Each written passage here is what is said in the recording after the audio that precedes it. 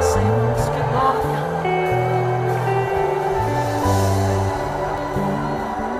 Aleluia. Se assente glorificando ao Senhor.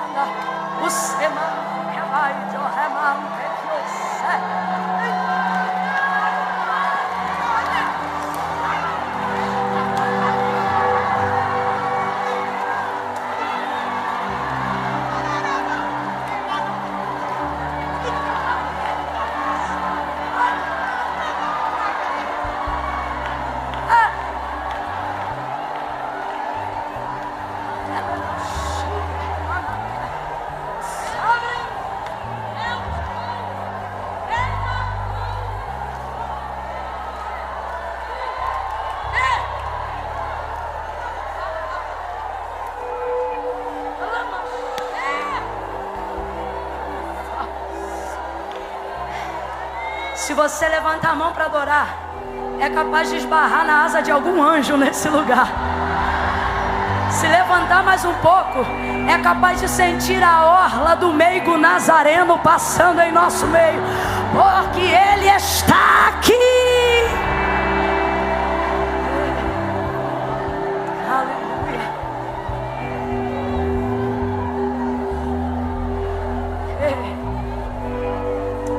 Lucas capítulo 22.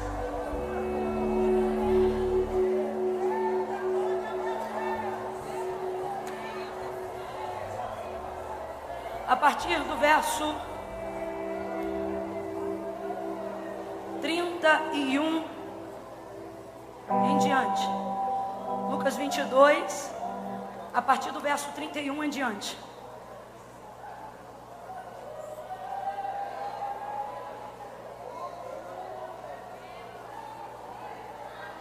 Diz assim o texto: Simão, Simão, Satanás vos pediu para peneirar como trigo. Satanás vos pediu para peneirar como mas eu roguei por ti ao Pai, para que não desfaleças a tua fé. Então, quando tu te converteres, fortalece os teus irmãos. Ao ouvir isso, respondeu-lhe Pedro: Senhor, estou pronto a ir contigo para a prisão e até a morte. Tornou Jesus a dizer: digo-te, Pedro, que não cantará hoje o galo antes que 3 vezes negues que me conhece. Somente até aqui, diga amém, pela leitura do texto sagrado. Se assente glorificando a Deus.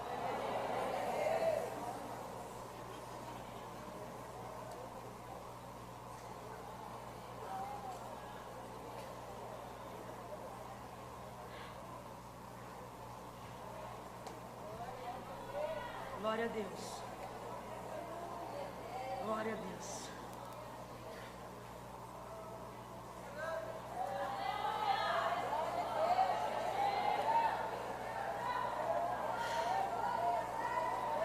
Jesus acabou de realizar a celebração do que nós chamamos de última ceia. Distribuiu algumas palavras para que houvesse um discernimento, um esclarecimento do que estava acontecendo. Porque logo depois do ato de cear, houve uma discussão entre eles para saber quem era o maior. Jesus então entrega uma palavra dizendo: olha, aquele pois que desejar ser o maior no meu reino, deve servir o menor, porque foi isso que eu fiz com vocês. Estando entre vós, sou a autoridade máxima, e deveria eu ser servido de vós. Mas estando entre vós, não fui servido de vós, antes eu vos servi. Fazendo alusão ao momento do ritual da lavagem dos pés, quando Jesus colocou a toalha na cintura, se colocou na posição de um servo ou de um escravo da casa e lavou os pés dos discípulos, dando para eles o entendimento de que Jesus se ausentaria do meio deles. Então eles precisavam gerar crescimento e maturidade para conseguir lidar com tudo aquilo que Jesus ensinou, porém agora, na sua ausência, uma vez que ele morreria. E por mais que ao terceiro dia ele ressuscitasse, você sabe que depois do período de quarentena, dos 40 dias, que Jesus peregrinou sobre a terra, vivendo assim o testemunho da sua ressurreição, ele subiu e foi assunto aos céus, Atos dos Apóstolos, capítulo 1, diante do olho nu dos que estavam presentes. Então a preocupação de Jesus, só para a gente entender, é que os discípulos estejam prontos para darem continuidade ao seu trabalho. Ontem nós aprendemos aqui que devemos ter paciência uns com os outros, assim como Jesus demonstrou perseverança com seus discípulos. Nós ministramos ontem aqui que, segundo a linguagem de Augusto Cury, que é um cientista na área da mente, ele denominou João de bipolar, Pedro de sanguíneo, mas a despeito de todas as suas falhas, humanas ou não, ele termina esse ato de ceia, que havia, posterior à ceia, tido essa discussão, que eu acabei de relatar para vocês, dizendo para os seus discípulos: vós sois os que tendes permanecido comigo nas minhas tribulações. E assim como meu pai me confiou um reino, ele não disse: eu vou confiar a outros discípulos melhores do que vocês. Ele não disse: eu vou dar para outro tipo de gente que não arruma tumulto depois da ceia. Eu vou dar para gente que não briga para saber quem vai ser o maior. Não, não, não. A despeito de tudo que já havia acontecido, a despeito de tudo que ele sabia que ainda aconteceria, como a negativa de Pedro diante do conhecimento de Jesus, ele não diz: eu vou tirar o reino de vocês. Não, ele diz: eu vou fazer vocês participantes. Aquilo que o meu pai me deu, agora eu compartilho com vocês. O reino de Deus. Veja a paciência de Jesus em compreender que quem está crescendo ainda não está pronto. Porém, isso não limita a capacidade do seu crescimento.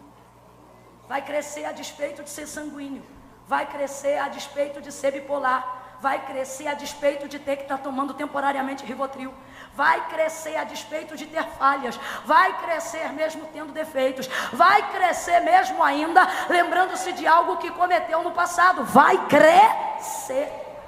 Você está em crescimento. Agora aqui, um ponto de equilíbrio de entendimento. Não é porque eu não estou pronto que significa que eu não estou crescendo. Vamos lá. Não é porque eu não estou pronto que significa que eu não estou crescendo. Não é porque eu estou crescendo que significa que eu já estou.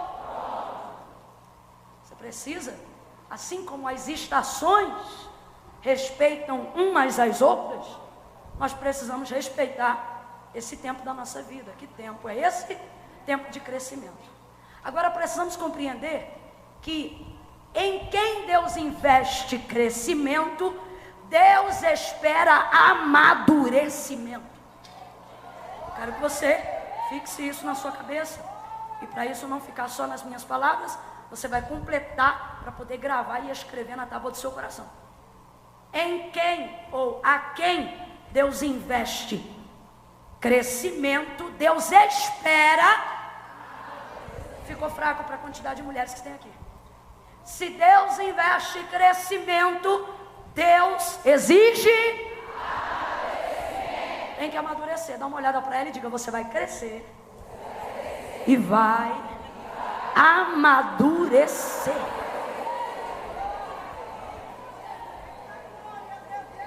Você precisa entender que crescimento na Bíblia, ou ponto máximo de fase adulta na Bíblia, não é taxado ou aferido por estatura, por altura. Tem mãe aí que tem filho que é maior do que ela, mas se deixar sozinho queima o ovo, não sabe fazer nem miojo. Tem estatura, tem crescimento, mas não tem. Isso aí. Por isso Paulo vai dizer, certa feita, a uma das igrejas, que não adiantava eles terem crescimento se não tiverem amadurecimento. Por isso Paulo não ia mais se dirigir a eles como quem dá leite, mas agora ia começar a dar a eles pão. alimento sólido, para que eles aprendessem que o crescimento não para só porque você está crescendo. O ponto alto do crescimento não é a altura, mas é o amadurecimento, é tudo aquilo que você desenvolveu enquanto você crescia. Por isso não é bom queimar etapa durante o processo do crescimento. Tem gente que já está grande, mas não amadureceu. Golias era um homem experimentado, já havia atingido a sua fase adulta completa, mas foi derrotado por um Davi. Claro, primeiro porque foi em nome do Senhor, mas segundo, porque Davi ainda estava desenvolvendo suas habilidades no campo. O que foi que ele disse para o Saul? Eu já venci o urso, também já matei o leão, ou ao contrário. Ele estava em fase de crescimento. Certa feita meu esposo liberou uma palavra dessa e eu nunca mais esqueci. Ele disse: não tenha medo dos gigantes, porque eles podem ser enormes, mas você ainda está crescendo. A fase de Golias era o apogeu do tempo dos guerreiros, mas terminou no dia que encontrou Davi. E Davi ainda não era gigante, na verdade nunca nem foi, nem sua estatura, mas se tornou um grande homem, porque gerou e desenvolveu amadurecimento enquanto crescia. Mas precisamos ter equilíbrio. Ontem eu ministrei, e eu estou pincelando porque eu quero todo mundo nivelado no mesmo prato da balança, e vocês são um campo só, não importa quantos setores tenham. Ministrei ontem que nós precisamos durante esse processo ter paciência com a gente mesmo, assim como Jesus tem paciência conosco. Não nos rejeitou pela maneira como nós estivéssemos outrora ou estamos agora, mas mesmo assim nos confiou o reino. Um reino sempiterno, um reino perfeito, um reino que não tem falhas, o seu reino, mas permitiu a constituição do seu reino, usando instrumentos que falham e pessoas que são imperfeitas. Precisamos compreender que no momento de crescimento, nossas deficiências, nossas falhas, nossas crises existenciais, não são o nosso maior problema para nos mantermos afastados do reino de Deus e da vontade do Senhor. Conhecemos o versículo que diz: todos pecaram e destituídos foram da glória de Deus. Começamos então a desenvolver a ideia que a única coisa que afasta o homem de Deus é o pecado. O pecado pode até afastar o homem de Deus, mas só a hipocrisia o mantém longe. A humildade, a confissão, o arrependimento traz o homem de volta ao centro da vontade de Deus por intermédio da sua confissão. Ele alcança a misericórdia e continua crescendo no reino de Deus. Dá uma olhada para quem está do teu lado e diz: você vai continuar crescendo. Olhe para mim. Não é enquanto você pecar, é enquanto você se arrepender, você vai continuar crescendo. Então eu não posso pontuar que uma falha da minha vida execrou a vontade de Deus. Eu não posso permitir que porque eu tenho deficiência na área B ou C, eu não esteja apta para viver aquilo que Deus quer que eu viva. O poder do Senhor não se aperfeiçoa na nossa força, mas na nossa. Aquilo que nos afronta não nos distancia, mas nos leva para o altar da graça de Deus, da sua misericórdia. Você acha que as fortes fizeram inscrição para o seminário? Não, as fortes já sabem tudo. As fortes já estão prontas e não precisam aprender mais nada. Estão aqui as que reconhecem que ainda precisam aprimorar os seus conhecimentos, corrigir as suas falhas, potencializar a sua capacidade. Compreendendo isso, Jesus os ensina e os adverte, e dá para nós essa lição. Ele tem paciência conosco a despeito de como nós estamos, e isso nos obriga a ter paciência com quem ainda está em crescimento. Ah, fulano é chata, mas está crescendo igual você. Ah, mas a outra tem a língua afiada, mas ainda está. Você precisa ter paciência com quem está. Tem uma fase da criança, e quem já foi e tem memória infantil lembra disso, e quem tem filho ou filha sabe o que eu vou dizer agora. É a fase que a criança não tem idade mais para ser um bebezinho, e também não tem ainda idade para tomar conta de sua própria vida. Então, vez ou outra, ela lidar com uma mãe que olha para ela e diz: para de graça que você não é mais criança. Uma mãe assim bem tranquilinha, igual a minha foi. Para, chorando por quê? A mãe fala igual menino direito. Ainda mais se tiver irmão mais novo, quer voltar a falar igual criança, né? Aí, tomou uma bronca da mãe e do pai. Faz assim, faz assado, para de falar igual bebê. Mãe, bate o feijão pra mim, não vou bater, vai comer caroço.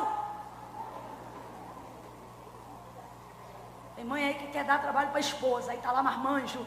E eu não como caroço. Minha mãe só me dava o caldinho. Vigia. Aí a gente diz, você já é grande. Não é assim? Daqui a pouco ele diz assim, mãe, posso dormir na casa do fulano? Não! Mas todo mundo vai, e aí toda mãe já sabe o jargão da mãe. Você... né? Você ainda é um menino. Você não se manda. Mas você disse que eu não sou criança. Pois é, não é mais criança, mas também não é adulto. Você está...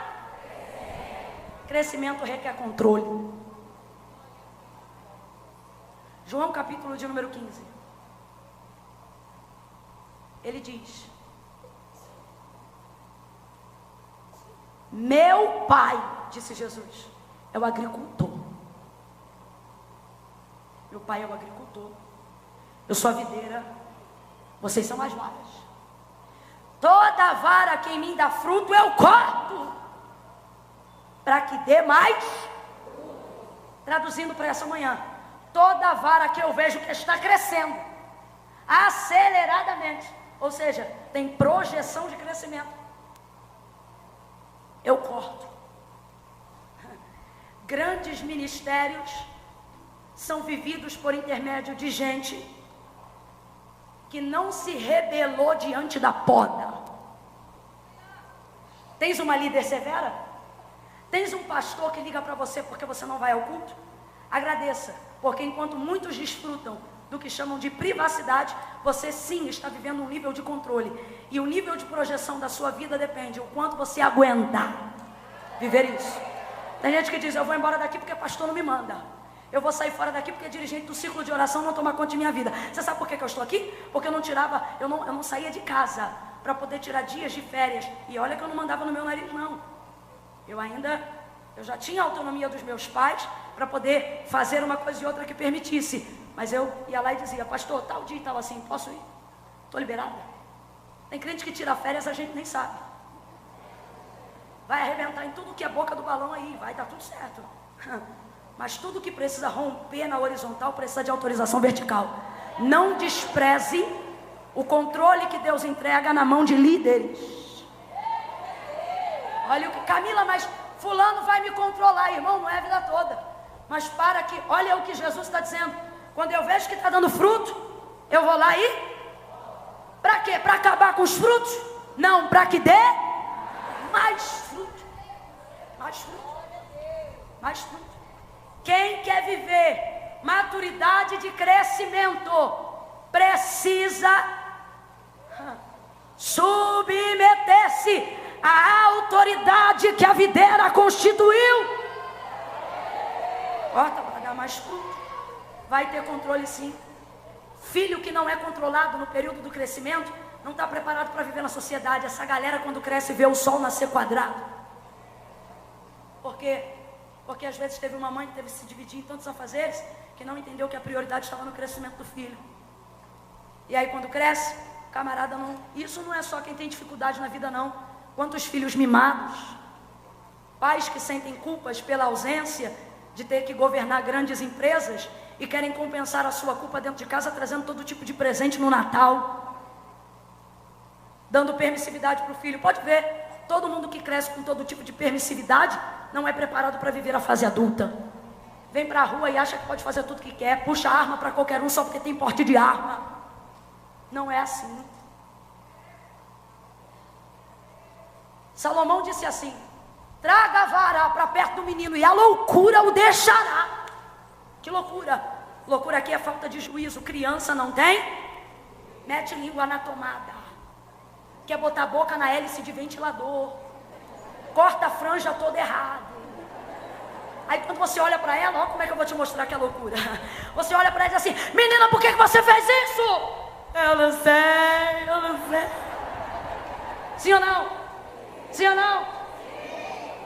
Minha gana era passar o batom de minha mãe, pegar o giz de cera da escola, fazer um coração na parede branca da sala e dar um beijo no centro. O batom de minha mãe, parede branquinha da sala. Minha mãe chegou, falou uma vez, limpou a parede. Eu fui lá na outra semana e fiz de novo. Minha mãe me bateu. Terceira semana, sabia que eu ia apanhar de novo, mas quando eu vi, eu já tinha. E ela dizia: você não sabe que vai apanhar porque faz. E eu me lembro de eu dizendo: eu não sei, eu não consigo. E ela me disciplinava da mesma maneira, para que eu entendesse que liberdade não é viver à vontade de todos os meus desejos, mas é autoridade para controlar eles. Isso é autoridade, isso é liberdade. Quer ser alguém de autoridade? Submeta-se às autoridades. Quer exercer liderança? Submeta-se a líderes. Quer projetar-se depois? Respeite a projeção de quem veio antes. Meu pai é agricultor, eu sou a videira, vocês são as varas. Toda vara que me dá fruto, eu corto para que dê ainda mais. Eu não preparei essa introdução, não era o que eu queria falar, mas eu já vi que esse culto não está normal mesmo. Quantas pessoas gerando complexo de inferioridade, porque acham que o líder não apoia. Só que Deus vai me dar uma visão de fora hoje para eu mostrar quem é você dentro desse contexto. Você pode pregar muito, pode ter convite pocando. Não vai valer a pena se para você realizar isso, você entrar em divergência com a sua liderança pastoral. Vou contar para vocês rapidinho uma experiência. Eu sempre amei fazer a obra de Deus. Quando eu conheci Jesus, irmão, você não está entendendo, eu não nasci num lar evangélico. Quando eu conheci Jesus, eu fiquei muito gamada nele, você não está entendendo. Eu fiquei assim, sabe quando? Esses dias eu encontrei um irmãozinho, aí ele é ligado no 320 o tempo todo, glória a Deus, aleluia, responde as coisas que não tem nada a ver, ele está ligado em outra conexão. Porque ele cuida de uma casa de recuperação, então ele faz muito jejum, muita oração, lê a Bíblia o tempo todo, o cara está ligado em outra atmosfera. Eu cheguei para a Raquel e falei assim: Raquel, esse irmãozinho é meio doidinho. Esse irmãozinho, ele é meio desligado. E a Raquel disse assim: não, Camila, por causa da obra que ele faz, ele é tão ligado que ele não desliga. E esse é o problema, porque a gente é carne, é ser humano, vai no sacolão, vai, né? E não dá para ficar ligado nessa vibe o tempo todo. Só que é por causa da necessidade do camarada. Só que eu era assim, quando conheci Jesus. Os meninos queriam me namorar e eu não queria beijar na boca, eu queria ser o nunca de Jesus. Falei: eu nunca vou namorar, eu nunca vou casar, eu vou ganhar esse mundão. Eu vou pregar para todo mundo, eu vou fazer isso, eu vou fazer aquilo. Eu vou ser tão santa, tão santa, tão santa, que quando eu passar, os endemoniados vai tudo manifestar. Jesus vai curar todo mundo de uma vez só. Porque eu não vou pecar, não vou fazer isso, não vou fazer aquilo. Eu vou ficar só no quarto orando, consagrando. Alguém dizia assim: vou para o monte. Eu dizia: estou indo também, me leva. Era monte de manhã, era monte de tarde, era monte de noite. E meu marido me namorando, querendo, eu dizendo: esse filho do pastor é desligado, eu não quero nada com ele. Eu quero Jesus, eu quero Jesus. Eu não quero perder tempo com nada. Eu não quero... Fiquei loucona, só queria Jesus. Aí Jesus começou a usar os vasos e dizia assim: tenho eu pressa. Tu vai casar. Eu te vesti de noiva. E meu marido tentando. E eu nada. 1 ano ele investiu em mim. 1 ano. Mano, 1 ano são 365 dias. Para um garoto de 17 anos isso é muita coisa. 1 ano. E ele investindo, e eu nada. Aí ele mandava flor. Dia do meu aniversário ele me dava presente, um de manhã, um de tarde e um de noite. Eduardo, se você estiver assistindo, eu mando você voltar às primeiras obras. Viu? Um de manhã, um de tarde, um de noite. Vai ouvindo aí. Só que uma hora ele cansou, que eu não dava bola nenhuma. Ele era do campo, ele era da congregação e eu era da sede. Porque ele ajudava a irmã na igreja filial e eu conhecia Cristo na sede, fiquei na sede. Então ele terminava lá, saía antes do culto acabar, só para poder chegar e dizer que queria me levar em casa, com o carro do pai. E dizia: pai, vai a pé, por favor, deixa eu levar ela. Um dia ele cansou disso tudo, parou. Menina, meu mundo caiu.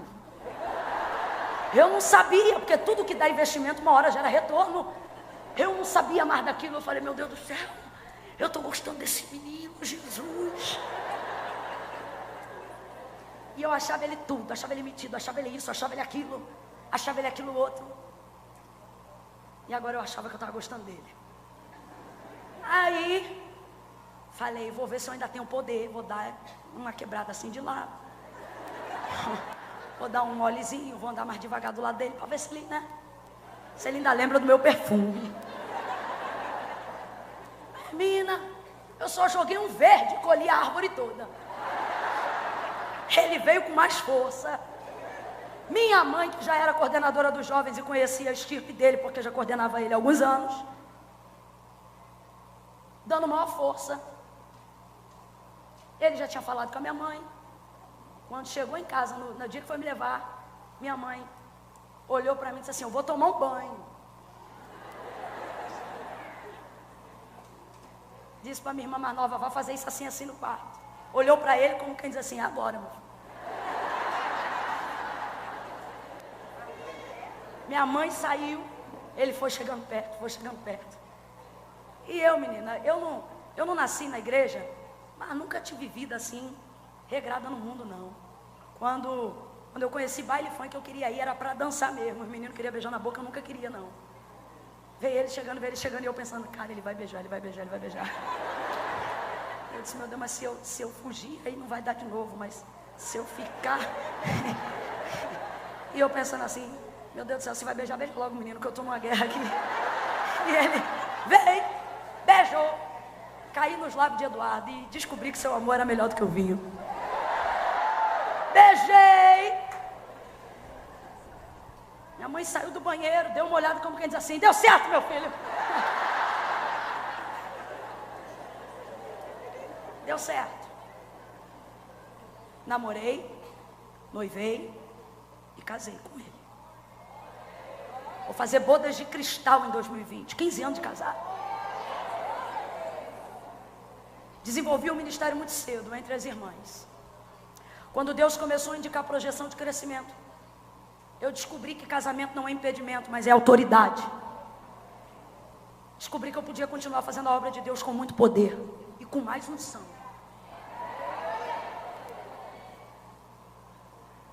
Começaram a vir os convites e eu comecei a atender, mesmo trabalhando, comecei a atender.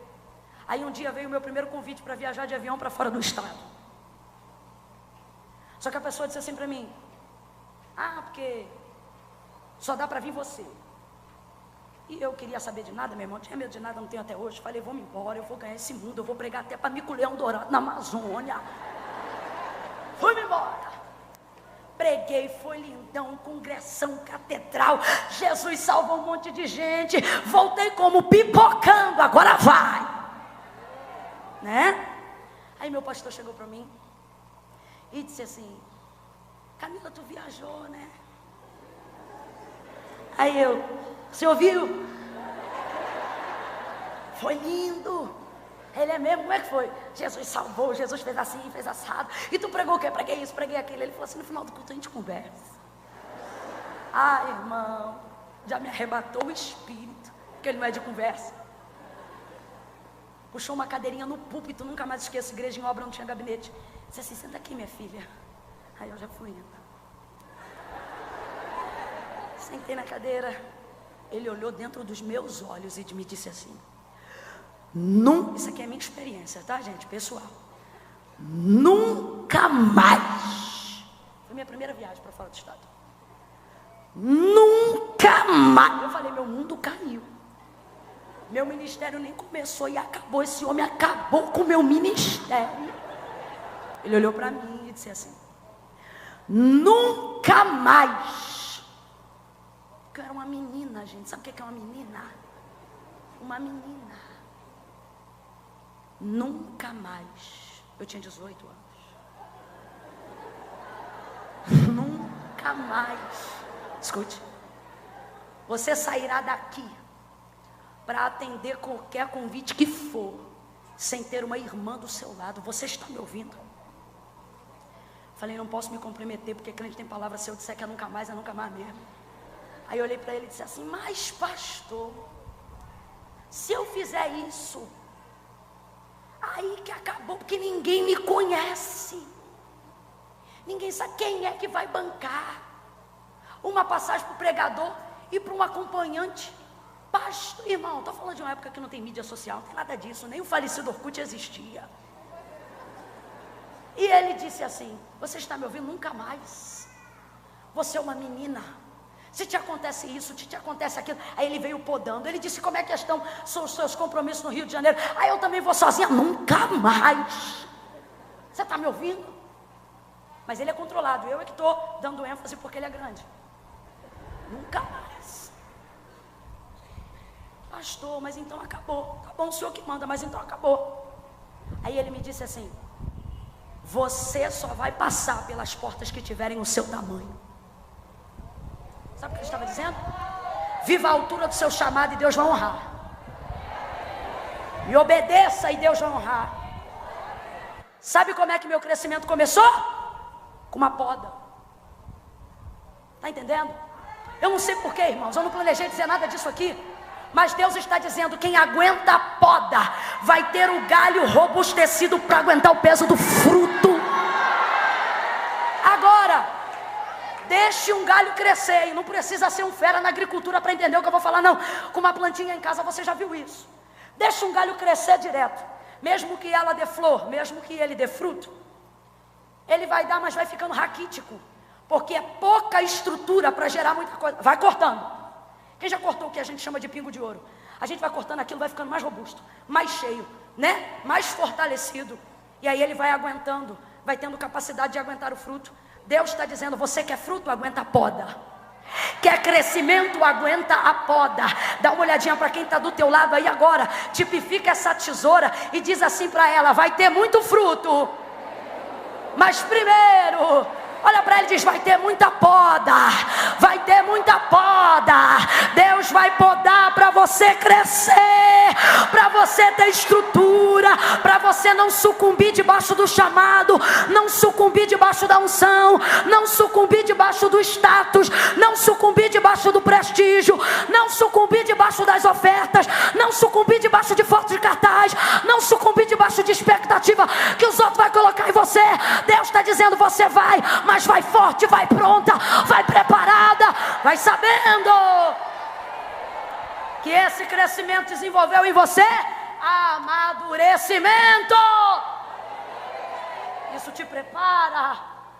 Eles estão crescendo, os discípulos estão crescendo, mas ainda não amadureceram. Lembra que eu disse que a discussão foi logo depois da ceia? Quem lembra, diga amém. Para ter discussão, mais de um tem que falar, sim ou não? O texto diz que foi forte discussão. Veia do pescoço levantou, o rosto de alguém ficou vermelho, alguém falou mais alto. O texto diz: e houve entre eles forte discussão. Começaram a discutir. Se começaram a discutir entre eles, todo mundo discutiu, sim ou não? Mas Jesus termina a discussão, vira para Pedro e diz assim: Simão, Simão, quem tu acha que começou essa briga? Quem começa a briga é sanguíneo, meu irmão. E Pedro é sanguíneo. Engraçado porque o nome Simão, obviamente você sabe é o nome de Pedro, mas o próprio Jesus fez questão, desde o dia em que o chamou da beira da praia, de não mais insistir em chamá-lo de Simão, somente chamá-lo de Pedro. Tu és Pedro, sobre esta pedra edificarei a minha igreja, e as portas do inferno não prevalecerão contra ela. Escute aí.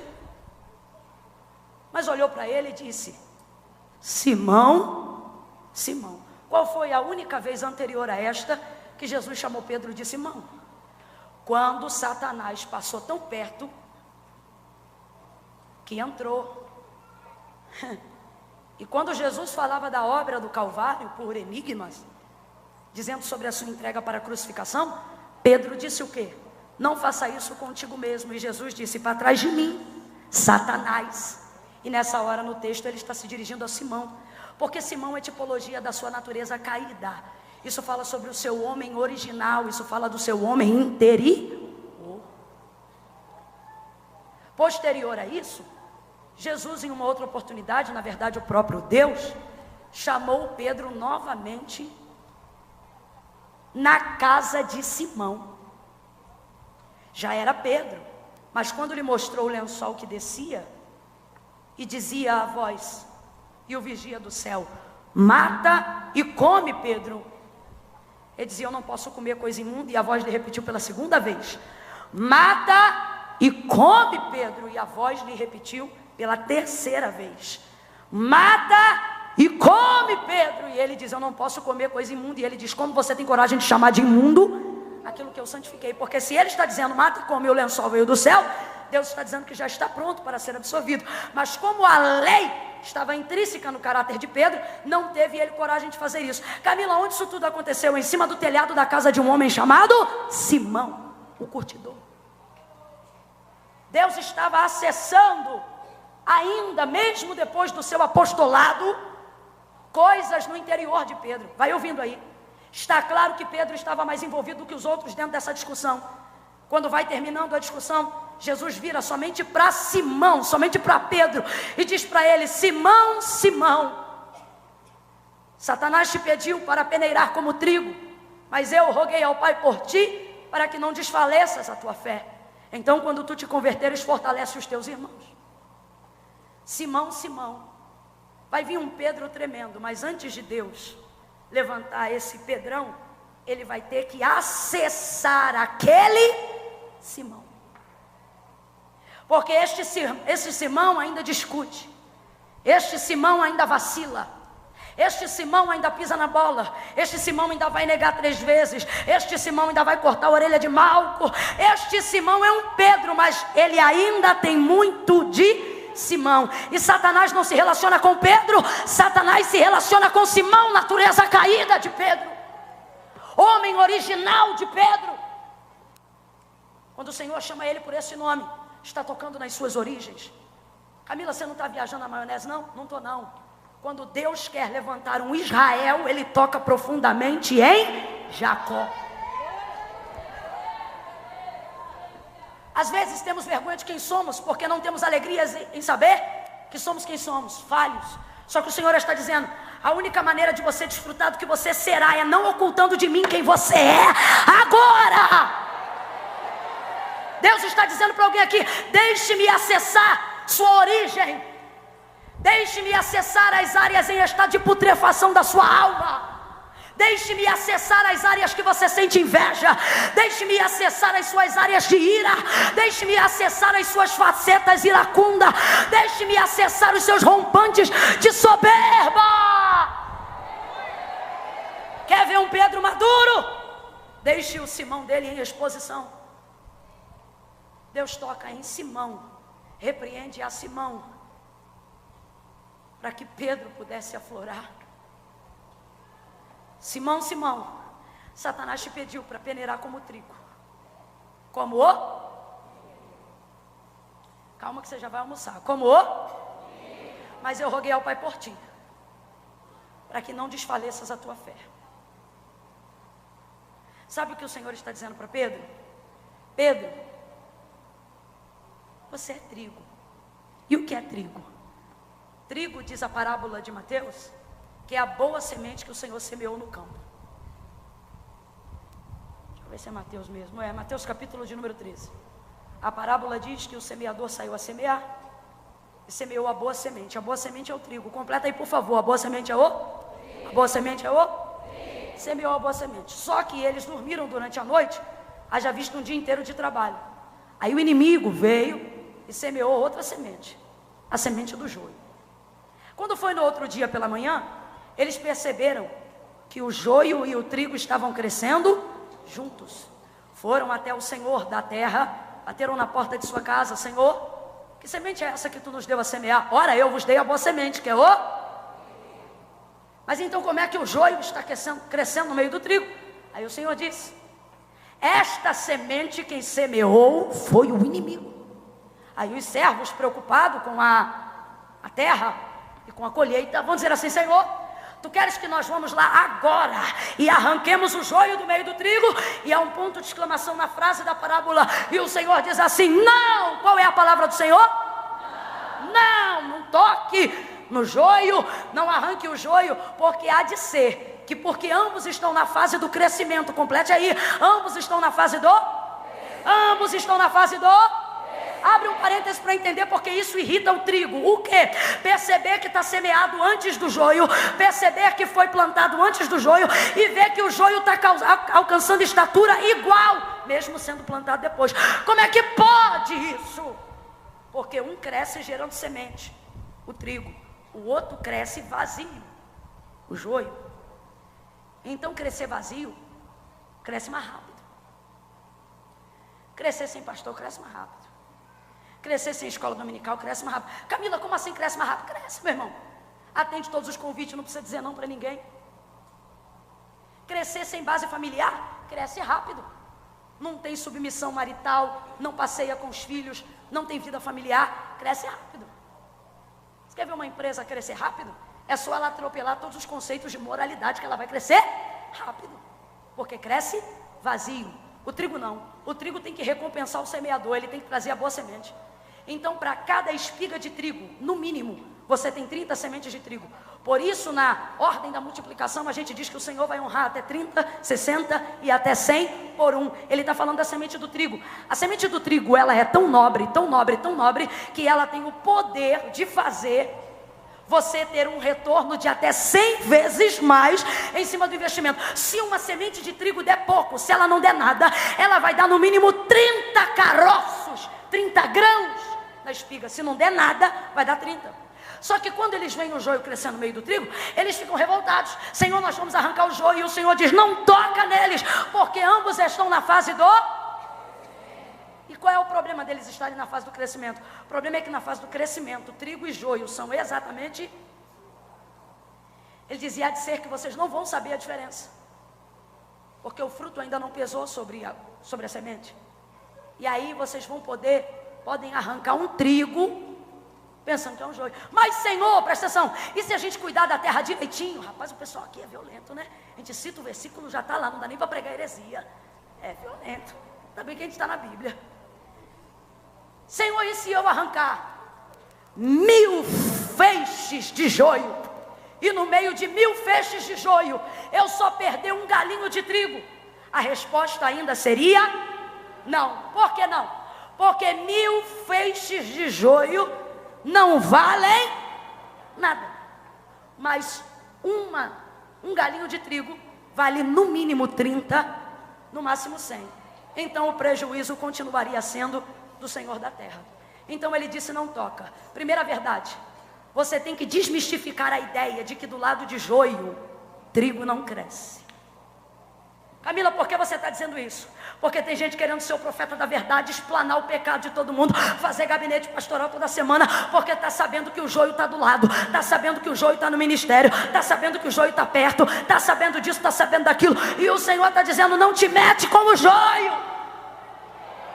Porque você tem que entender que a despeito de joio, o trigo cresce. A despeito de joio, o trigo continua crescendo. E joio não atrapalha em nada o crescimento do trigo. Mas está na minha terra, mas está do lado da minha semente. Mas a terra é do Senhor, e você vai crescer. E o joio próximo a você não é relevante em nada. Não vai arrancar. Não se mete com o joio. Olha para alguém e diz, não se mete com o joio. Está fraco, diga, não se mete com o joio. Ai, porque hoje eu vou entrar lá na internet e vou ver porque que o joio não foi no seminário. Deixa o joio. Deus disse para mim quando eu li esse texto pela primeira vez, eu não quero o meu povo, eu não quero os meus servos preocupados com o joio, eu quero eles ocupados com o trigo. Não vai arrancar nada, vai deixar tudo no lugar. Sabe por quê? Terceiro motivo, porque eu fui chamada para servir ao Senhor da terra. O agricultor, o dono da semente, ele disse que a semente chamada joio, quem plantou foi o inimigo. Comigo, gente, a semente do joio, quem plantou foi o? Foi o? Então quer dizer que o inimigo planta e eu que colho? Deus está dizendo, até quando na minha terra você vai trabalhar para Satanás? Camila, eu não entendi, vai entender que eu vou falar rasgado. É crente, é mulher de Deus, foi chamada para fazer a vontade de Deus, mas quando vê Satanás semeando, vai lá, porque alguém tem que falar. E quem disse que é você? Ah, porque alguém tem que resolver. Ah, porque se eu não falar, ninguém fala. Ah, porque se eu não fizer, ninguém faz. Filha, você é serva, o dono da obra está vendo tudo. O dono da obra sabe de tudo. Coisa linda é gente que sabe o seu lugar. A palavra do Senhor é não. Ai, Camila, mas é porque eu estou sabendo. Quando um sabe, mais gente sabe. Só quem está pecando que acha que não sabe. Deixa lá. Deixa quieto, não toca, não mexe. Camila, você está sendo conivente com o pecado? Não. Estou sendo conivente com as prioridades do reino.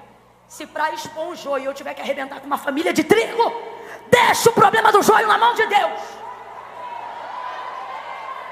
Eu não vou inventar respostas quando eu não tiver respostas. Eu não vou inventar reunião quando eu não tiver posse da verdade. Eu não vou botar de frente quem não tem fatos para dizer a verdade. E o joio, Camila? O problema do joio, deixa ele crescer. Porque o crescimento do joio não atrapalha o crescimento do... Quando Jesus diz a Pedro, Satanás te pediu para peneirar como trigo, ele está dizendo, Pedro, você é a boa semente.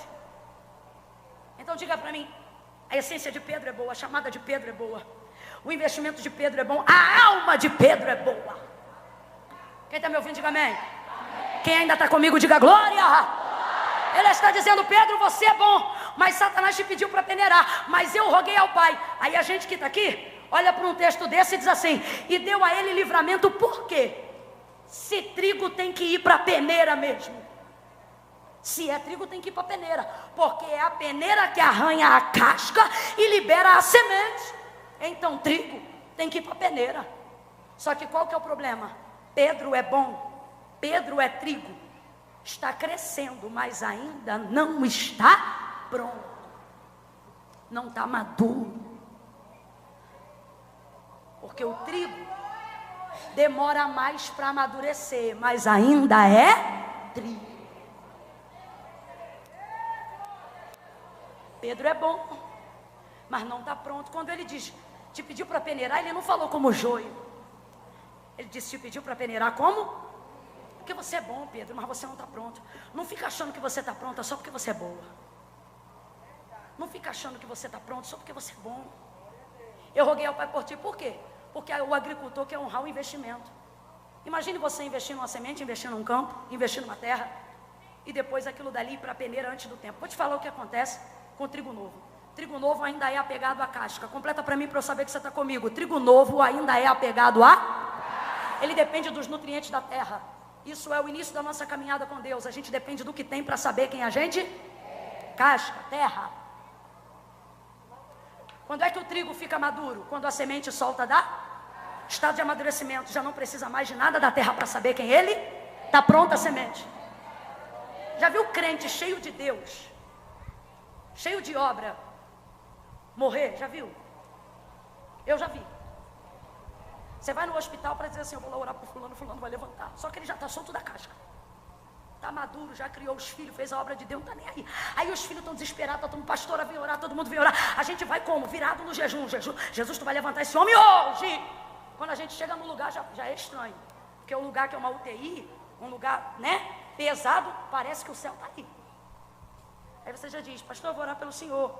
Aí ele já diz, pelo quê? Não, porque o senhor vai restaurar. Não vai não, minha filha. Nem ora, nem quero. Como assim? Ele diz, já vi portão, já vi pastor dizer, já vi portão, já ouvi um pedaço da canção e aqui eu não fico mais. Mas sua filha, seu não sei o quê. Tem um pastor lá no Rio de Janeiro que ele sabia tanto que ele ia partir, que ele disse assim, traga aqui meus 7 filhos. E ele foi em escala com a mão direita, em cima da cabeça de um, igual Jacó. Pá, pá, pá, pá. No final, vamos orar? Não, o homem recolheu, foi cantar com o Senhor. Aí você vê aquele semblante, deu tempo de orar, a família desesperada, e o cabra assim, soltinho da casca. Já vi dirigente do círculo de oração se despedir de todo mundo.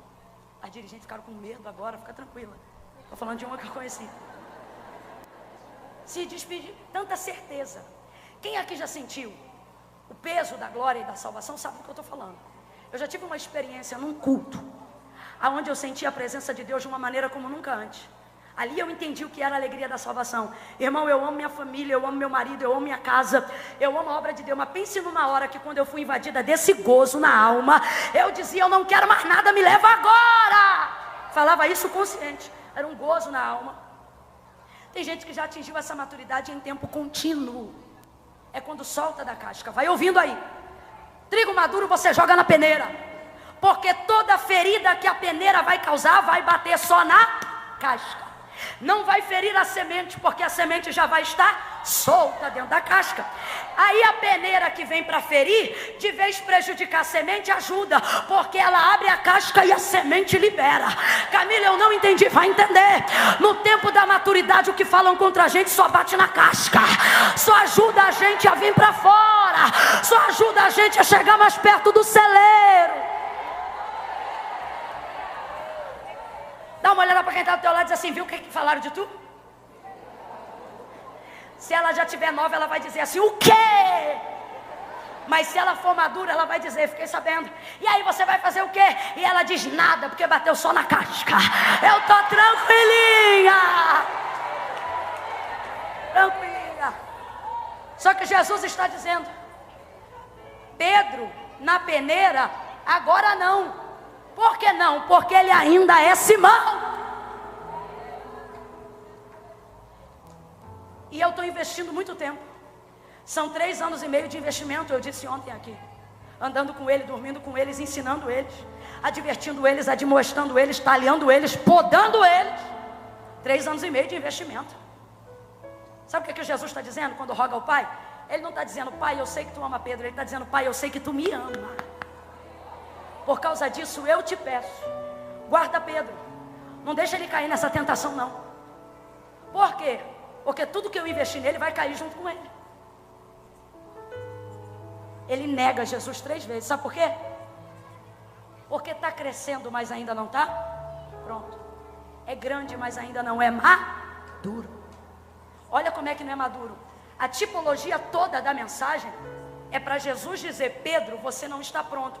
O que ele deveria dizer? Amém, Senhor, obrigado por ter intercedido por mim, obrigado pela sua misericórdia. Mas não, ele abre a boca e diz, estou pronto para ir contigo até a prisão e a morte. Sabe por quê?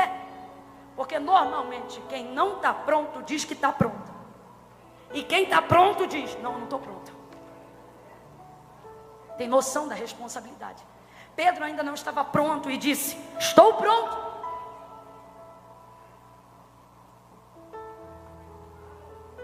Jesus disse, ainda hoje, antes do galo cantar, você que diz que está pronto, vai me negar? Agora deixa eu lhe falar uma coisa. Pegue essa listinha mental que você fez agora, selecionando quem é joio e quem é trigo, achando que você pode separar quem é o quê, e comece a rasgar. Por quê? Porque Pedro, se você olhasse ele cortando a orelha de Malco, você ia dizer, isso só pode ser joio. Porque na fase do crescimento, trigo e joio são exatamente. Então pega essa listinha que eu estou pregando e você está dizendo, fulano é joio, ciclano é joio, Beltrano é joio. E o Senhor está dizendo, risca tudo, porque aonde você escreveu joio, trigo novo, trigo novo, trigo novo, trigo novo, trigo novo, trigo novo, é trigo novo. Esse marido é trigo novo. Esse filho, Camila, Deus disse que meu filho vai ser doutor, mas o boletim dele só tem nota vermelha. Eu vou tirar ele da escola, não tira não, é trigo novo. Trigo novo dá trabalho, mas maduro dá resultado.